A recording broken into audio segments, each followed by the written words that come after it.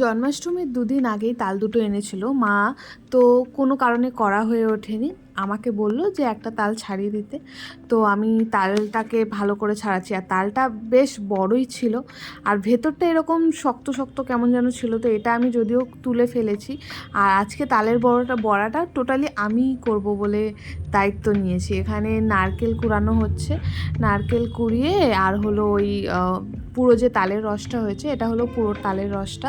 তো এর মধ্যে আমি আগেই ময়দা দিয়ে দিয়েছি, আর নারকেল, এখানে সুজি দিলাম, সুজি আর হলো এখানে চিনি, মানে যা যা আর কি দিতে হয়। তো সব কিছু দিয়ে নিচ্ছি, চিনি টিনি দিয়ে।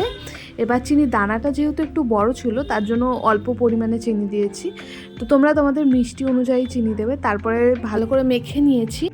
এবার আমি কড়ার মধ্যে তেল দিয়ে দেবো, আর এখানে পর্যাপ্ত পরিমাণে তেলও, মানে তেলটা একটু বেশিই লাগবে, আর তেলটা বেশ গরম হবে। এরপরে আমি তালের বড়াগুলোকে ছাড়ছি, আর যতটা ধরবে আমি সেই পর্যন্ত অনেকগুলোই তালের বড়া দিয়ে দিয়েছি। এরপরে ভালো করে ভেজে নিচ্ছি, আর ভেজে নেওয়ার পরে তাল যখন হয়ে গেল, আমি ফার্স্ট টেস্ট করার জন্য আমার বোনকে দিয়েছিলাম। তো ওর রিয়াকশান দেখে আমি খুব খুশি হয়েছি যে খুব ভালো হয়েছে তালের বড়াগুলো। তোমরা ওর রিয়াকশান এক্ষুনি দেখতেই পাবে। তো যাই হোক, আজকের ভিডিওটা এই অবধি। আর তোমরা আমাকে জানিও তোমরা কে কে কতবার তালের বড়া খেয়েছো। আমাদের তো অনেকবার খাওয়া হয়ে গেছে। তো আজকের ভিডিওটা এই অবধি, নেক্সট ভিডিওতে আবার আসবো। চলো, টাটা, টেক কেয়ার।